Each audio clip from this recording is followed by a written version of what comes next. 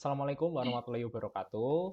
Kami dari kelompok 5 akan mempresentasikan hasil final project kami dalam mata kuliah Sistem Basis Data. Di sini kami memberi judul final project kami dengan nama Sistem Basis Data Rumah Sakit. Sebelum kami memulai presentasi kami, izinkan kami untuk memperkenalkan diri. Dimulai dari saya, yaitu Dimas Aldi Utama, lalu ada Raffi Satya Nugraha, lalu Astuti Handayani, dan yang terakhir ada Andalusia. Tanpa berpanjang lebar lagi, kami akan memulai presentasikan hasil dari kerja kelompok kami.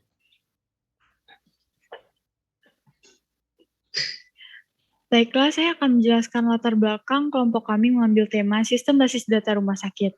Seperti yang diketahui, kasus COVID-19 yang masuk ke Indonesia dalam kurun waktu beberapa tahun terakhir telah menyebabkan terjadinya kelonjakan pasien yang dirawat di rumah sakit.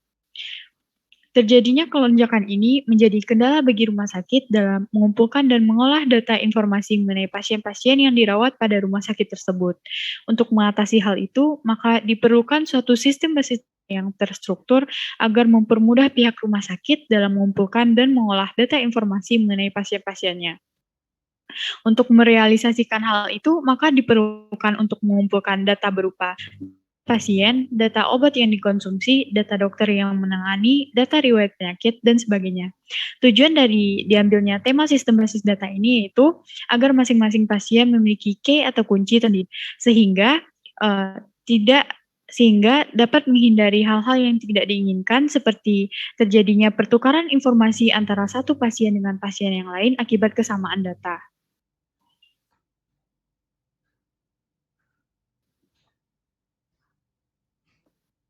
Berikut adalah identifikasi entitas-entitas yang telah kami buat.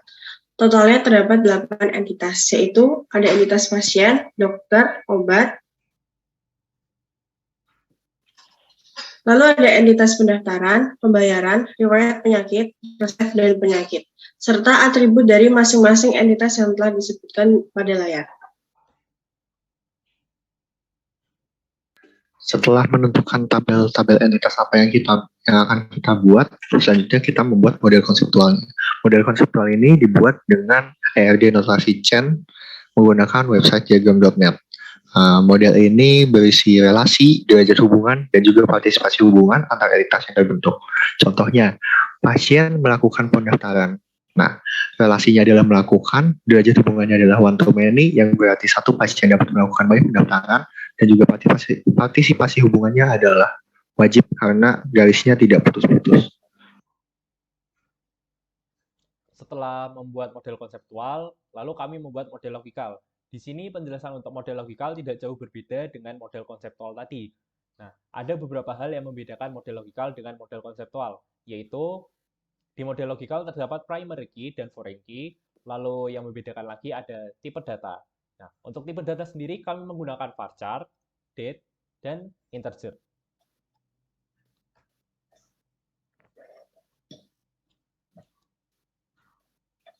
Selanjutnya, terdapat model fisik yang tidak jauh berbeda dengan model konseptual dan logikal. Perbedaannya hanya terletak pada model fisikal itu dibuat dengan software PG Modeler.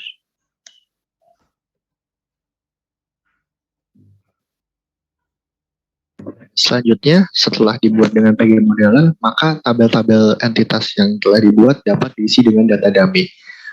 Berikut adalah tabel-tabel yang telah diisi menggunakan PG Admin.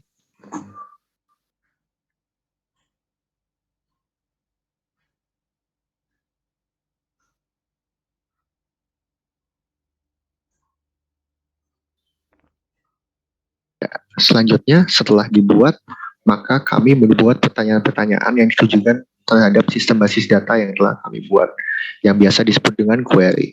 Di query ini, sebagian besar kami menggunakan select, update, join, left join, right join, not, or, dan lain sebagainya, beserta hasil yang kami dapat. Ya. Yang pertama, kami ingin menampilkan nama dokter dan spesialisasi dokter yang beralamat di Sleman. Lalu yang kedua ada bagaimana menampilkan nama pasien dan alamat pasien yang berjenis kelamin laki-laki. Lalu yang ketiga,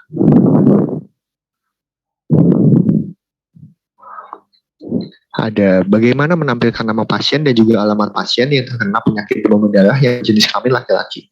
Lalu yang keempat ada menampilkan nama pasien, jenis kelamin pasien, dan tempat pasien yang masuk setelah tanggal 1 Agustus 2021.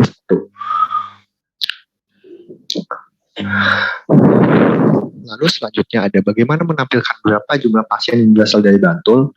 Dan yang keenam ada bagaimana cara menampilkan nama pasien yang ada di rumah sakit secara menaik atau descendant.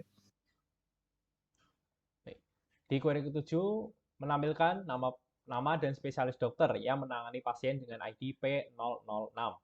Lalu di query ke-8 diminta untuk menampilkan nama dokter dan nama pasien yang ditangani yang memiliki ID pasien P017 atau ID dokter U009.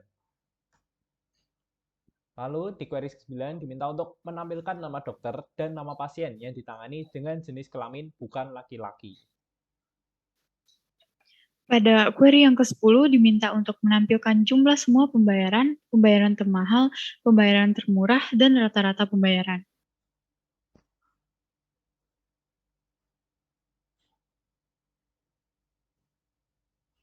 Selanjutnya, diminta untuk menampilkan semua alamat dokter tanpa adanya data duplikasi.